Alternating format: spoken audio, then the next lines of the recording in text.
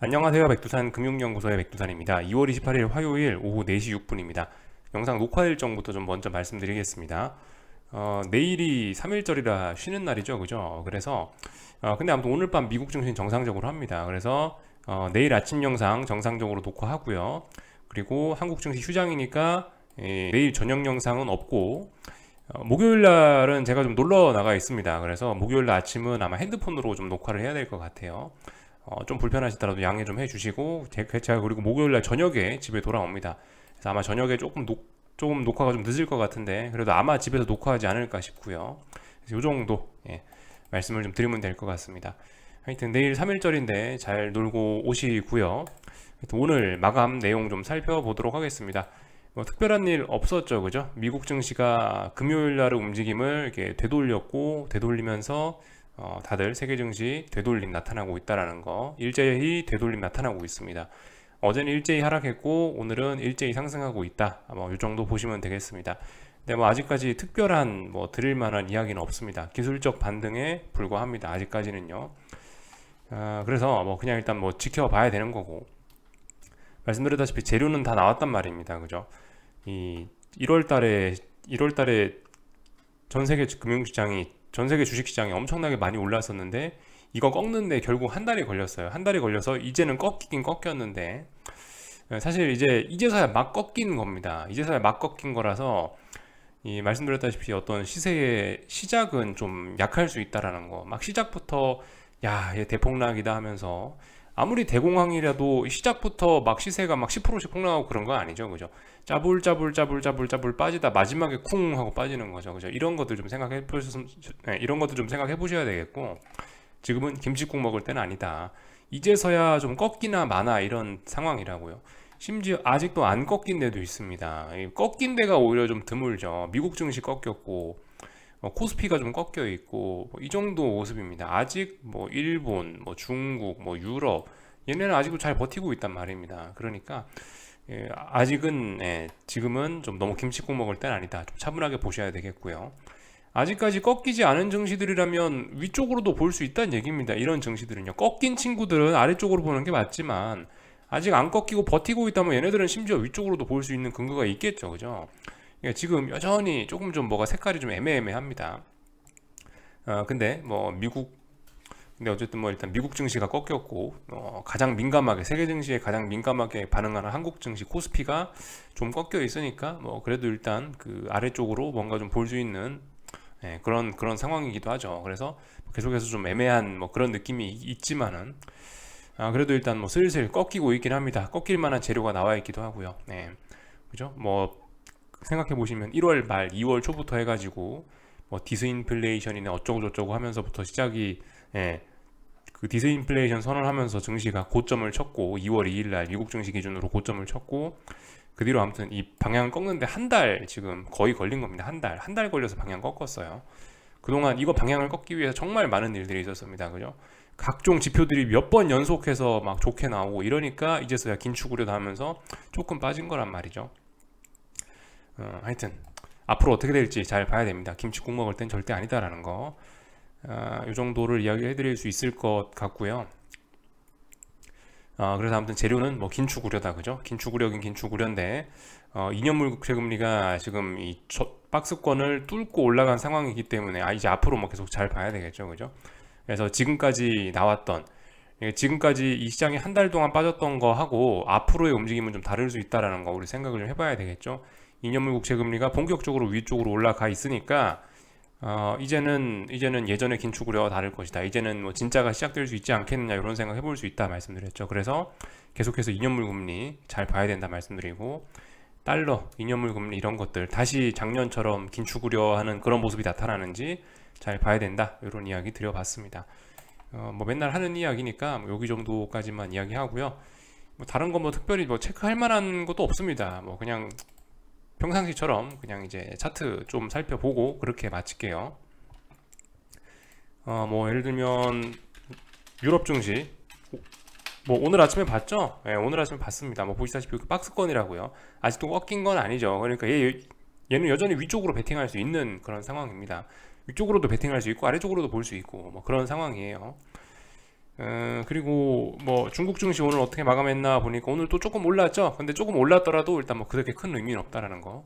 중요한 지지선 여기 있고 중요한 저항 여기 있고. 다만 이제 이런 이야기는 할 수가 있겠죠. 얘 봐라. 박스 중간 자리가 대략적으로 여기쯤 될 텐데 박스 중간에서 3거래일 동안 버티면서 방향이 위쪽으로 틀어지는 건가 생각해 봐야 됩니다.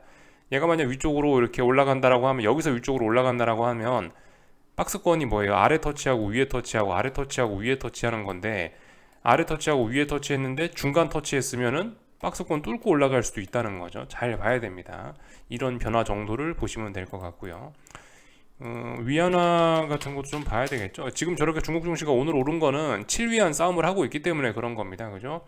7위안 대략적으로 여기는 이 자리가 7위안입니다. 여기가 7인데 7이 지금 전고점 7이었던 중요한 저항으로서 역할을 하고 있죠. 이 자리 매물 소화, 이 자리 테스트 계속해서 하고 있습니다. 뭐 지금 오늘 이게 하락하는 거 당연한 날이고요, 그죠? 금요일날 급격한 움직임에 대한 되돌림, 자연스러운 모습이고요. 그래서 뭐 계속해서 중요한 싸움들 이어가고 있다라는 거 잘 봐야 됩니다. 계속해서요. 그래서 오늘 뭐 위안화가 좀 하락하니까 뭐 중국 증시는 올랐다 이렇게도 볼 수 있을 거고요. 그냥 뭐 잘 싸우고 있구나 이렇게 보기만 하면 됩니다. 오늘 뭐 아직 뭐 어떤 결론이 난 건 아니고요. 일본 증시는 일단은 박스권이 붕괴가 되면서 아래쪽으로 처지기 시작했고 아래쪽으로 가는 거에 의미 있는 고점을 만들어냈을지도 모르겠다. 이 정도 이야기 할 수 있을 것 같습니다. 근데 아직 위쪽으로 올라가는 힘이 조금 더 강한 것 같아요. 여기가 고점이다 이런 얘기는 아직까지 할 수 없죠. 이건 조금 더 지켜봐야 됩니다. 내일도 못 넘거나 내일 이제 하락 마감하면은 이제 무슨 이야기 할 수 있는데 아직은 알 수 없다. 아직은 뭐 위쪽으로 올라가는 그런 그림이다. 다만 어딘가에 저항이 있음을 확인을 했구나. 이 정도 보면 되겠습니다. 뭐 다른 거 볼 건 없는 것 같고요. 오늘 한국 증시 좀 볼게요. 한국 증시 오늘 되돌렸죠, 그죠? 예, 그 전날 월요일 날에 했던 급락을 일부 되돌렸습니다. 그래서 뭐 보시면은 갭 하락했었는데 그 갭을 좀 메우는 정도, 이 정도 의미가 있고 나머지 뭐 특별한 뭐 어떤 뭐 추세의 전환, 다시 상승으로의 전환 그런 의미는 아직 없습니다. 일단 아직까지는 하락 중 반등에 불과한 상황이고요. 참고로 312란 자리가 그만큼 중요하긴 중요합니다. 312란 자리가 붕괴가 되면은 이제 아래쪽으로 12포인트 크게 하락 목표치가 열리게 되는 겁니다. 이 보시면은 한국 증시가 지난번에 여기 289, 290에서부터 해서 여기부터 해서 여기 312 여기까지 하나, 둘, 셋, 넷, 4거래일 만에 올랐단 말이에요. 여기는 어떤 그 지지력이 별로 없습니다. 그래서 312가 붕괴되면 아래쪽으로는 지지력이 별로 없다. 이렇게 생각을 하시면 되겠고. 그렇기 때문에 어떤 312는 좀 거의 뭐 유일한 지지선, 뭐 남아있는 몇 안 되는 지지선의 의미가 있거든요. 그래서 이런 자리들 좀 잘 보시긴 해야 됩니다. 지금 같은 경우는 312를 터치하기도 했고 전일 단기 급락에 대한 피로감으로 일단 반등하는 거, 뭐 이 정도 의미를 갖고 있고, 뭐 일단 자연스러운 모습입니다. 특별히 이상한 거 없고요. 아무튼 잘 봐야 되겠죠. 여기서 이제 5일선과 볼린저 밴드 하단 사이를 아슬아슬하게 타면서 또 골디락스하게 잘 빠질 거냐, 아니면 또 뭐 반등할 거냐 이런 점들 잘 보면 되겠습니다. 근데 아무튼 아직까지는 잘 빠지고 있다. 예. 뭐 특별히 이상한 건 없습니다. 하여튼 지난번에 여기 이 자리에서 2월 24일, 2월 23일 여기서 고점 딱 코스피가 만들어내고 나서 고점이 낮아지고 나서 하락의 기울기가 요렇게 가고 있다가 지금 요렇게 가파르게 좀 그 하락의 기울기가 좀 가팔라진 거는 분명하긴 합니다. 하락의 기울기가 가팔라졌다는 가정하에 이번에 반등이 뭐 좀 적게 나오겠거니 그렇게 예상하는 거는 뭐 일단 해볼 수 있는 뭐 합리적인 생각이죠. 그런 걸 바탕으로 해서 반등시 매도 전략, 그죠? 아래쪽으로 꺾였으니까 올라오고 있으니까 야 반등시 매도 전략 해보자. 뭐 충분히 할 수 있는 뭐 그런 생각입니다. 이거 보고 주식 베팅 하시는 건 좀 무리라고 생각을 하고요. 아직은요. 특별히 다른 거 할 말은 없고 뭐 변동성 지수라든가 뭐 풋옵션이라든가 지켜야 될 자리 잘 지키고 있고 흐름 뭐 나쁘지는 않습니다. 당연히 뭐 콜은 줄줄줄 죽어 내려가고 있는 게 맞고 특별히 이상한 거 없고요. 요즘에 코스닥이 좀 강하긴 하더라고요. 뭐 그렇지만은 솔직히 뭐 코스닥이 강한 거는 뭐 특별히 뭐 드릴 이야기가 없네요. 뭐 코스닥은 사실 몇몇 종목에 의해서 너무 크게 좀 투기적으로 움직이는 지수라서 이게 사실 어떤 이게 정말 코스닥 지수가 뭐 한국 증시를 대표하는 그런 지수다. 정말 어떤 뭐 공신력 있는 지수다 이렇게 이야기하기는 어떤 시장의 흐름을 잘 보여주는 그런 지수라고 하기는 조금 좀 무리가 있는 것 같아서 아무튼간 그 중요한 거는 어딘가를 또 돌파한 척 하긴 했는데 위쪽에 이제 마지막으로 저항이 어딘가 있죠. 예. 개인적으로 1300 아니 저기 1130을 돌파한 척 했기 때문에 아래쪽으로 볼 수 있는 강력한 근거는 좀 깨진 셈이 된 것 같고요. 위쪽으로 이제 작은 근거가 하나 있습니다. 1150 정도 못 넘어가면 결국 또 쌍고점 나올 수 있겠죠. 그죠? 지금 같은 경우는 제 생각엔 오늘 1130을 돌파한 척 했으니까 위쪽으로 한 1150 정도까지 열어놓고 1150 혹은 1160 정도까지 열어놓고 일단 1100, 1160, 뭐 1150 이 정도 자리 일단 박스 생각하는 게 좋지 않겠냐 싶습니다. 하여튼 뭐 아직까지 코스닥은 강하고요. 예, 코스피는 좀 비리비리하고 있는데 뭐 말씀드렸다시피 강한 놈은 강하다고 해주고 약한 놈은 약하다고 해야 됩니다. 코스피가 약하니까 코스닥을 아래쪽으로 후려 팬다. 아, 코스닥은 약할 거야. 그거 안 됩니다. 그런 건요. 코스닥은 강하니까 코스닥은 뭐 그래도 위쪽으로 봐줄 수 있어요. 근데 코스피는 위쪽으로 봐주면 안 된다라는 거. 강한 거는 강하다고 봐주고 약한 건 약하다고 봐주면 되겠습니다. 다른 거 볼 거 없고 원달러 환율도 그냥 뭐 잘 올라가고 있습니다. 아직까지는요. 이 7위안에 해당되는 뭐 그렇게 중요한 그렇게 중요한 저항까지는 아닐 수는 있는데 하여튼 비교적 무거운 저항이긴 하죠. 1320원 정도 되는 자리가요. 1320원이 그래서 일단 이 거래일 동안 이 돌파한착을 하기 위해서 매물이 소화가 되고 있다 이렇게 보시면 될 것 같습니다. 환율은 더 올라가려고 하고 있다라는 거 보시면 되겠죠. 그러니까 이게 그 주식시장은 뭐 긴축 우려 모르는 척 할 수도 있습니다. 근데 이 우리 환율이나 이런 거는 그죠? 지금 긴축 우려를 좀 무시하기는 좀 어려워 보이는 그런 상황입니다. 그렇다면 누가 지금 잘못하는 걸까요? 환율이 잘못하는 걸까요? 주식시장이 잘못하는 걸까요? 하여튼 나중에 뭐 답이 나오겠죠, 그죠? 근데 하여튼 요즘에 달러 강세, 뭐 금리가 올라가고 있다 이런 점들 보이니까 사실 최근에 금리가 올랐고 달러가 오른 거에 비하면 증시는 너무나 강하긴 했습니다, 사실. 네. 이게 무슨 의미를 가지고 있을까? 하여튼 뭐 시간이 가면서 증명이 되긴 될 텐데. 하여튼 뭐 지금 약간 독특한 그런 상황이긴 하죠. 전반적인 상황으로 봤을 때 2월 2일부터 해서 환율이 바닥 찍고 지금 한 100원 가까이 올라왔는데요. 환율이 원달러 환율이. 근데 2월 2일 날 예, 환율이 100원 올라온 거 치고 코스피는 지나치게 좀 강한 측면이 있죠. 이게 잘 버티는 걸까? 아니면은 정말 증시가 강하기 때문에 대세 상승을 위해서 이렇게 있는 걸까? 하여튼 시간이 지나면서 우리는 알아보면 됩니다. 아직은 알 수 없다. 하여튼 뭐다 환율은 잘 올라가고 있으니까 달러 보유자분들은 계속 들고 가시면 된다. 달러를 놔주시면 안 된다. 그 정도 이야기 드리면 되겠죠. 그냥 오늘 뭐 점검만 쭉 했고요. 뭐 보니까 삼성전자 이런 친구들도 약하네요. 그죠? 위쪽에 저항 확연하게 많이 만들어 놨고 다중고점형 만드는 모습들이 좀 보이고 있습니다. 하여튼 삼성전자도 지금 굉장히 중요한 자리임에 틀림이 없습니다. 그죠? 네. 삼성전자 매수하실 분들 59,000원 뭐 이런 라인들이 중요한 자리가 될 수 있는데 59,000원, 6만원 이런 자리가 중요한 자리가 될 수 있는데 솔직히 아직 6만원 이런 자리에서 지지력이 잘 보이지는 않기 때문에 이걸 막 주식을 막 매수할 수는 없고 다만 어쨌든 나는 뭐 위험 감소 성향이 어마어마하다 나는 삼성전자에 미래가 있을 것 같다 하시는 분들은 주식 매수 충분히 해볼 수 있습니다. 충분히 해볼 수 있고 다만 이제 언젠가 6만원이 붕괴가 되거나 중요한 지지선 붕괴되면 도망가면 됩니다. 지금 자리 매수세는 안 보이지만 뭐 나는 삼성전자에 미래가 있어 보인다 하시는 분들은 충분히 뭐 매수도 해볼 수 있다라고 생각해요. 아직까지 뭐 가능성 있는 자리죠. 충분히 다중바닥형 나올 수 있잖아요. 여기는 하나, 둘, 셋, 넷. 다중바닥형 만들면서 대세 상승할 거면 이런 자리에서 지금 6만 원 언저리에서 어떤 뭐 매수세가 등장할 수도 있겠죠. 그죠? 그러니까 뭐 6만 원 기준 이런 걸 기준으로 해서 한 번쯤 뭐 들이대 볼 수는 있을 것 같다라는 이야기 정도 드려보겠습니다. 오늘 뭐 미국 증시 특별히 할 말 없습니다. 그죠? 지지와 저항 놓고 빡빡하게 싸울 겁니다. 4천이란 자리 그죠? 4천이란 자리가 위쪽에 저항이고 똑같이 일단 근데 아래쪽으로 목표치는 열려 있어요. 이미 아래쪽으로 3,900까지 목표치는 열려 있습니다. 4천이란 자리가 어떤 중요한 저항이고요. 그러니까 이 안에서 뭐 지그들끼리 알아서 움직이겠죠. 그죠? 하여튼 아직까지는 아래쪽으로 가는 게 더 유리한 그런 그림입니다. 그리고 나스닥도 그래요. 나스닥도 뭐 이미 아래쪽으로 꺾여 있는 거고 뭐 다중 고점형 만들어낸 거고 단기적인 측면에서 다중 고점형 만들어낸 거고 목표치 아래까지 열려 있고 실제로 아래쪽으로 가고 있고 어젯밤에 있었던 건 일단 반등에 불과한 거고 미국 증시는 이제 어젯밤의 상승이 아직까지는 반등에 불과한 건데 오늘까지 연속적으로 상승하거나 그러면 뭐 제가 좀 다른 이야기를 할 수도 있겠죠. 오늘도 연속적으로 어딘가에서 지지력을 보이면서 딱 버티면은 그러면 이제 야, 하방 경직성이 나오면서 이건 방향 전환을 시도하려는 것일 수도 있다. 이렇게 이야기를 바꿀 수 있겠죠. 그죠? 그래서 뭐 일단 오늘 밤은 근데 하락이 일단 자연스러운 그런 그림이긴 합니다.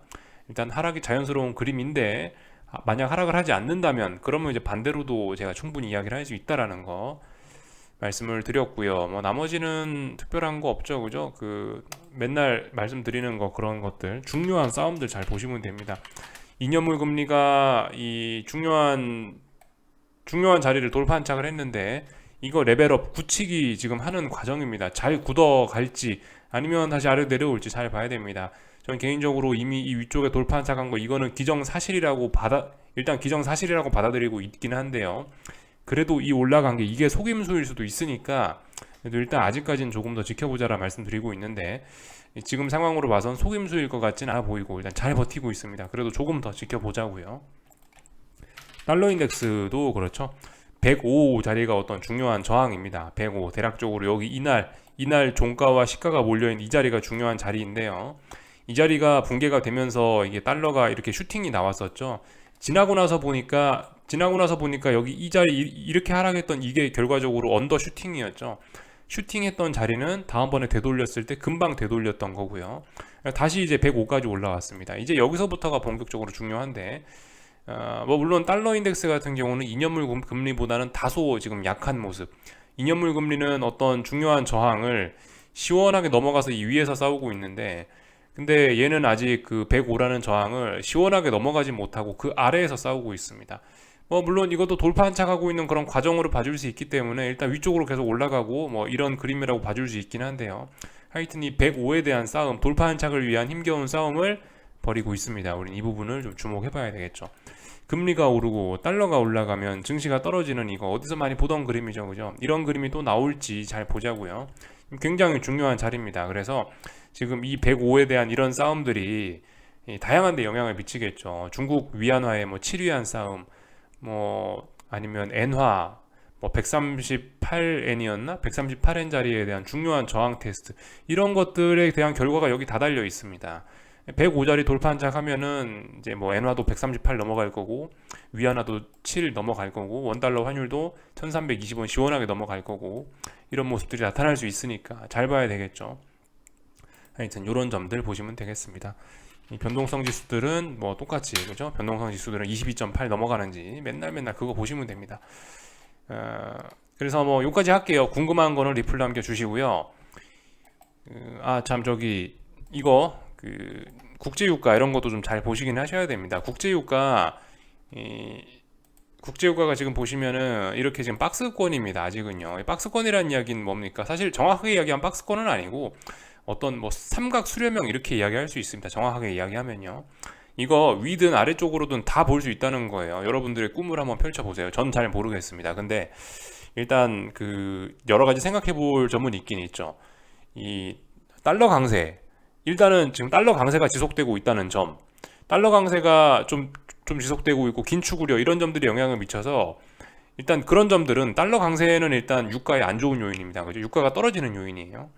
반면에 이제 뭐 유가가 올라가는 요인이라면 예를 들면 뭐 제가 생각나기로는 지금 뭐 계절적인 요인, 날씨가 좋아지면은 길거리에 차들이 많아지면서 유가는 많이 올라가기 마련입니다. 계절적인 요인 생각해 볼 수 있겠고.